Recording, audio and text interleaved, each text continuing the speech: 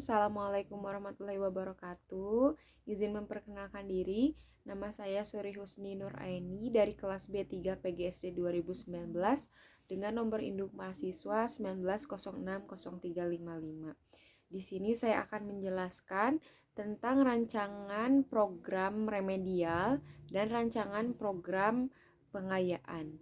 Sebelumnya saya akan menjelaskan apa yang dimaksud dengan remedial dan pengayaan. Nah, yang pertama saya akan membahas tentang remedial. Menurut KBBI, remedial adalah berhubungan dengan perbaikan, pengajaran ulang bagi murid yang hasil belajarnya kurang, bersifat menyembuhkan. Adapun secara pengertian adalah program pembelajaran yang diperuntukkan bagi peserta didik yang belum mencapai KKM-KD, muatan pelajaran. Program remedial dilakukan untuk memfasilitasi peserta didik dalam mencapai hasil belajar yang optimal, perpaduan penilaian menurut Kemendikbud. Yang kedua, program pengayaan. Apa yang dimaksud program pengayaan? Pembelajaran pengayaan merupakan pembelajaran tambahan dengan tujuan untuk memberikan kesempatan pembelajaran baru bagi peserta didik yang memiliki kelebihan sedemikian rupa, sehingga mereka dapat mengoptimalkan perkembangan minat, bakat, dan kecakapannya. Di sini saya akan membahas tentang rancangan program remedial yang mana instansi di SDT Insan Karima kelas 2 Zubair bin Awam semester 2. Adapun jumlah keseluruhan siswa ada 21 siswa. Jumlah siswa yang mengikuti remedial ada 7 siswa. Jumlah siswa yang mengikuti pengayaan ada 14 siswa. Adapun mata pelajaran yang saya ampu ada matematika. Untuk bentuk soal ada pilihan ganda dan uraian. Adapun KKM, kriteria batas ketuntasan ada dinilai 70.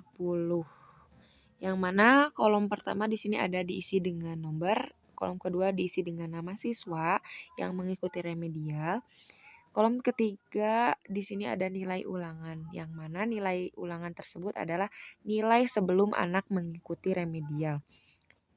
Di sini yang keempat ada kolom kompetensi dasar yang mana setiap anak yang mengikuti remedial memiliki keterbatasan pada kompetensi dasar tertentu. Yang kelima, bentuk pelaksanaan pembelajaran remedial ini berbeda-beda. Ada yang diberikan tugas khusus, ada juga yang diberikan bimbingan khusus dan tugas individu. Adapun kolom yang keenam ada nilai tes remedial. Nilai tes remedial ini yang mana nilai setelah melaksanakan remedial. Yang terakhir ada kolom keterangan yang mana anak tersebut dinyatakan tuntas setelah mengikuti remedial. Keterangan di sini yang pertama ada kolom kompetensi dasar menjadi ukuran soal dengan kesukaran yang berbeda-beda. Yang kedua ada kolom nilai tes remedial. Menjadi nilai yang diperoleh hanya digunakan untuk menentukan tuntas atau tidak tuntasnya dari siswa yang telah ikut remedial. Karena nilai yang akan diolah adalah nilai batas ketuntasan. Artinya bahwa Aninda sampai dengan Tepina memperoleh nilai setelah remedial masing-masing 70 yaitu batas ketuntasan. Yang kedua, ada bentuk pelaksanaan pembelajaran remedial. Yang pertama, cara yang dapat ditempuh, memberikan bimbingan secara khusus dan perorangan bagi peserta didik yang belum atau mengalami kesulitan dalam penguasaan KD yang tertentu. Kedua, ada pemberian tugas-tugas atau perlakuan treatment secara khusus yang sifatnya penyederhanaan dari pelaksanaan pembelajaran reguler. Yang kedua, ada bentuk penyederhanaan itu dapat dilakukan guru antara lain melalui penyederhanaan strategi pembelajaran untuk KD tertentu. B. Penyederhanaan cara penyajian, misalnya menggunakan gambar, model, skema grafik, rangkuman sederhana, dan lain-lain. Yang ketiga, ada penyederhanaan soal atau pertanyaan yang diberikan. Nomor 3, ada materi dan waktu pelaksanaan program remedial. Yang pertama, ada program remedial diberikan hanya pada KD atau indikator yang belum tuntas, seperti tadi ada kolom KD. Yang kedua, program remedial dilaksanakan setelah mengikuti tes atau ulangan KD tertentu atau sejumlah KD dalam satu kesatuan. Baik, di sini ada yang kedua, rencana program pengayaan.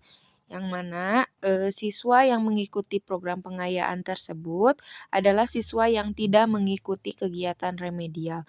Adapun nilai ulangan siswa yang mengikuti pengayaan ini melebihi dari nilai KKM yang telah ditentukan. Adapun bentuk pengayaan yaitu memberikan soal-soal pemecahan masalah diantaranya seperti soal PTS atau kuis-kuis yang terkait dengan materi matematika, yaitu materi tentang pengukuran panjang termasuk jarak, berat dan waktu dalam satuan baku. Adapun pelaksanaan program pengayaan, yang pertama cara yang dapat ditempuh. A. Memberikan bacaan tambahan atau berdiskusi yang bertujuan memperluas wawasan bagi KD tertentu. B. Memberikan tugas untuk melakukan analisis gambar, model grafik, bacaan, dan paragraf, serta lain-lain. C. Memberikan soal latihan tambahan yang bersifat pengayaan. D. Membantu guru dalam membimbing teman-temannya yang belum mencapai ketuntasan. 2. Materi dan waktu pelaksanaan program pengayaan. A. Materi program pengayaan diberikan sesuai dengan KD atau indikator yang dipelajari. Bisa berupa penguatan materi yang dipelajari maupun berupa pengembangan materi. B. Waktu pelaksanaan program pengayaan adalah setelah mengikuti tes ulangan KD tertentu atau kesatuan KD tertentu, dan atau pada saat pembelajaran di mana siswa yang lebih cepat tuntas dibanding dengan teman lainnya maka dilayani dengan program pengayaan. Sebagai bagian integral dari kegiatan pembelajaran, kegiatan pengayaan tidak lepas kaitannya dengan penilaian. Penilaian hasil belajar kegiatan pengayaan tentu tidak sama dengan kegiatan pembelajaran biasa, tetapi cukup dalam bentuk portofolio dan harus dihargai sebagai nilai tambah lebih dari peserta didik yang normal.